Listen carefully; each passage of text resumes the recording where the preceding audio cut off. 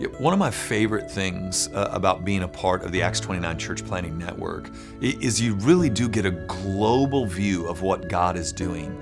And I think something very important for us to keep at the forefront of our minds as we enter into this next season of whatever life in the western part of the world looks like, is that ultimate victory has already been purchased by Jesus Christ on the cross. This is not something that we will ultimately lose. Like the church will never be ultimately eradicated from the face of the earth. This simply will not happen. And so we're seeing parts of the world that have been closed off and where there's great hostility, even threat of death to the church, and yet we see the church growing in these places. And I wish there was some way in which people out there could know the stunning things that are going on throughout the Middle East, but to tell those tales is to put people in harm's way in a greater way than they already are. But we see it in parts of Europe, we see it in parts of the Middle East. If we look